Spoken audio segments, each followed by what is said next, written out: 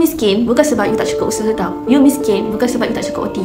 Tapi you miskin sebab cara pemikiran you masih miskin. Bukan I yang kata, Napoleon Hill yang kata. Hai, Assalamualaikum guys, welcome back to my channel. So today's video kita akan bincang tentang how to think and grow rich. Baru ni, I baru baca buku How to Think and Grow Rich daripada Napoleon Hill.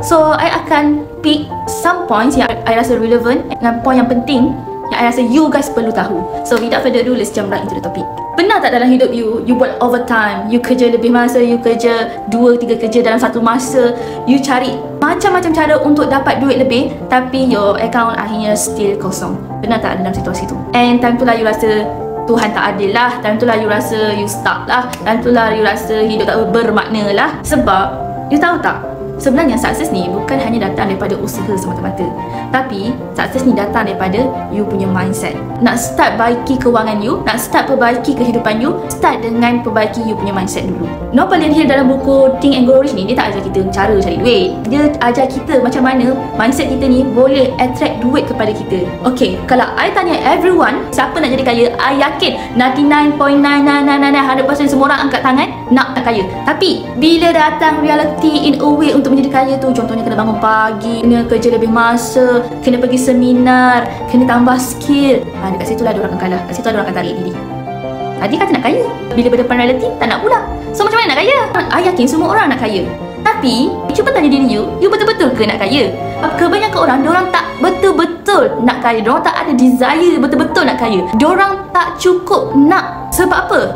You nak kaya, tapi bila dah kena start sacrifice, bila dah kena start focus, start nak kena struggle tu, mulalah keluar macam-macam alasan. Tadi kata nak kaya, you ingat kaya tu datang begitu saja? Tidak. Kejayaan tu datang dengan proses. Kalau you nak kaya, you kena hadap proses. You takkan dapat kekayaan tu kalau tak ada proses. Dalam buku Think and Grow Rich yang I baca tu, Napoleon Hill ni, dia tak bagi formula boleh buat you kaya satu malam. Tapi apa yang I perasan, dia menekankan satu perkara penting, iaitu desire adalah permulaan bagi semua kejayaan. Kalau you nak sesuatu, you kena ada obses. Bukan hanya sekadar nak. Macam tadi, siapa nak kaya? Semua orang nak kaya. Tapi you kena obses untuk dapatkan kekayaan tu. Maksud I kat sini, bukan nak kata you kena jadi mata duitan, you kena jadi manusia yang dibutakan oleh kewangan. Maksud I, contohnya kalau you nak jadi kaya, sebab apa you nak jadi kaya? Kalau you nak jadi kaya sebab family you, kalau you nak jadi kaya disebabkan lillahi ta'ala, kalau you nak jadi kaya sebab you nak naikkan agama untuk dapatkan jannah, obses dengan tu. Obses untuk dapatkan kejayaan tu. In a way dah, untuk dapatkan kejayaan tu, you kena dapatkan kekayaan. So obses dengan you punya goals. Sebab I tak nak mention kat sini, you kena obses dengan kekayaan dunia semata-mata. Kita boleh buat macam-macam dengan kekayaan ni. Kalau niat kita daripada awal baik, kita nak bantu anak yatim, kita nak bantu keluarga kita nak senangkan keluarga kita nak senangkan orang sekeliling kita. Obses dengan tu. Sebab guys, dalam Islam pun sangat menggalakkan orang Islam untuk menjadi orang kaya. So obses dengan tu, obses dengan perkara tu. Dengan desire ni lah you akan fikir cara macam mana you nak dapatkan kekayaan tu. Dengan desire ni lah you akan fikir siang dan malam in a way untuk dapatkan kejayaan tu. Dengan desire ni lah you akan start bertindak. Cuba you tengok orang-orang berjaya, orang-orang yang kaya.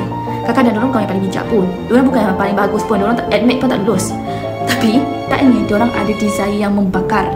Diorang ada desire yang membakar niat diorang untuk bertindak. Desire ni bukan perkara yang datang-datang sekali-sekala. Desire ni adalah perkara yang berterusan. Even though you malas nak buat pada hari tu, time tu lah you tak ada mood, time tu lah you tengah nak bersedih, desire tu lah yang tetap akan mendorong you untuk buat walaupun apa pun yang mendatang. Tak ada plan B, tak tunggu mood datang, tak peduli apa orang fikir. Itulah perbezaan antara orang yang nak kaya dan orang yang akan capai kekayaan tu. Desire yang sebenar akan buat you terima segala-galanya, termasuklah kesakitan dan kegagalan. Kalau sekarang hidup you stuck, maybe bukan sebab dunia tak adil, maybe sebab you yang tak cukup nak. Bila you betul-betul nak sesuatu, you akan cari jalan, bukan alasan. You akan bangun walaupun berjuta-juta kali jatuh. You akan teruskan walaupun berkali-kali kena reject, walaupun berkali-kali dipandang rendah. Bila desire you cukup kuat, you takkan berhenti. Pernah tak you dengar orang cakap, apa yang you percaya, itu yang akan jadi? Mungkin kita selalu dengar, yang mungkin kita rasa benda tu tak betul pun, tapi di sebenarnya ada kebenaran yang kuat di sebalik tu. Dalam buku Napoleon Hill ni kan, menyatakan faith ni adalah potensi dan kekuatan yang terbesar dalam diri kita yang boleh unlock potensi sebenar kita. Bayangkan, you percaya pada diri you yang you mampu untuk buat sesuatu yang memberi impact yang besar, even though semua orang tak percayakan you. So, that's the power of faith. Contohnya lah kan, I bagi contoh senang. Contohnya, kalau you adalah seorang pemain bola sepak. Senang nak bagi contoh. Pemain bola sepak. You yakin, you ada desire, you ada keyakinan you akan jadi pemain bola sepak terbaik dunia. Tapi orang lain semua tak percaya dengan you. Tapi you percaya dengan diri you. Disebabkan tu, you berlatih siang dan malam, you sacrifice masa you berbanding dengan orang lain. Dan disebabkan tu, you stand out daripada yang lain. Faith ni guys, bukan cuma kepercayaan kosong semata-mata, tapi faith ni datang dengan tindakan yang datang daripada keyakinan penuh dalam diri kita. Dan bila you percaya, faith ni buatkan kita fokus, takkan mudah give up even though macam-macam kesulitan yang kita hadapi. Faith ni sebenarnya adalah senjata rahsia untuk kita capai kejayaan. Faith ni juga lah buat kita tak akan give up even kita jatuh berkali-kali. Sebab bila you percaya diri you, datanglah bermacam-macam ujian dan cubaan pun, you akan tetap berdiri teguh. Sebab apa? Sebab you percaya dengan diri you. Faith bukan hanya percakapan kosong. Ia adalah tindakan yang diterjemahkan oleh tindakan yang tak kenal lelah. Tak kisahlah dalam industri hiburan ke, sports ke ataupun bisnes, orang yang berjaya ni, diorang bukan je pandai, tapi diorang ni ada faith dalam diri diorang yang buat diorang terus berjuang sampai dapat. Faith yang kuat akan bantu you untuk percaya pada proses yang mendatang. Ramai orang gagal bukan sebab diorang tak berusaha, tapi sebab diorang tak percaya pada diri diorang dan diorang tak cukup yakin dengan diri sendiri. Bila you percaya you layak dapat yang terbaik, you sendiri akan start ubah segala-galanya. Kalau hari ni you rasa stuck, tak ada jalan keluar, cuba tanya diri you, adakah you betul-betul yakin impian you boleh jadi kenyataan? Dan adakah you betul rasa layak untuk dapatkan kejayaan tu? Tahu tak, faith ni sebenarnya adalah salah satu pintu untuk membuka kejayaan. Now maybe you tak nampak sekarang, tapi bila you start ada faith yang kuat dan tinggi, satu persatu pintu akan terbuka untuk you. InsyaAllah, percayalah. Bila you percaya, you akan start nampak peluang-peluang yang maybe selama ni you abaikan. Faith juga akan membuat diri you lebih berani mengambil risiko yang orang lain tak berani ambil.